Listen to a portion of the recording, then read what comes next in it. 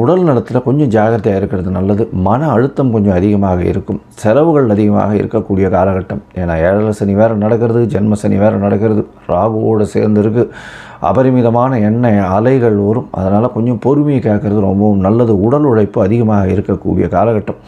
படிக்கக்கூடிய மாணவர்களுக்கு நல்ல ஒரு ஏற்றம் இருக்கக்கூடிய காலகட்டம். புதிய வேலை கிடைக்கக்கூடிய வாய்ப்பு, வேலையில் மாற்றங்கள் வரக்கூடிய வாய்ப்புகள் நிச்சயமாக இருக்கும். உங்களுடைய ராசிக்கு பார்த்தோன்னா வெளிநாடு போகணுன்னு பார்த்துட்டு இருக்கவங்களுக்கு ஷார்ட் ட்ரிப் போயிட்டு வரக்கூடிய பாக்கியம் நிச்சயமாக உண்டு.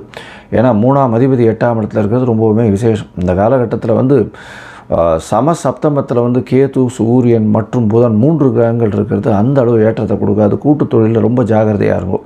சொந்த தொழிலையும் ரொம்ப ஜாகிரதையாக இருக்கிறது மிகவுமே நல்லது. ஏன்னா சொந்த தொழிலில் 10ஆம் அதிபதி 10க்கு 11ஆம் இடத்துல இருந்தாலும் 8ஆம் இடத்துல போய் இருக்கிறது அந்த அளவு விசேஷம் இல்லை.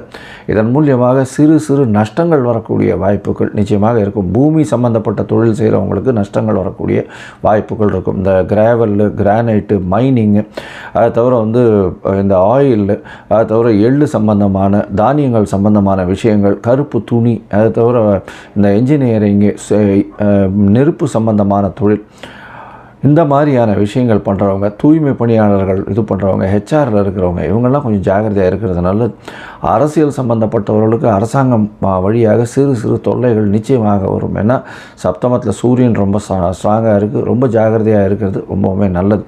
இந்த காலகட்டத்தில் பார்க்கும்பொழுது உங்களுக்கு சில நாட்கள் தவிர்க்கிறது நல்லதுன்னு சொல்கிறோம். அது சந்திராஷ்டம நாட்கள்.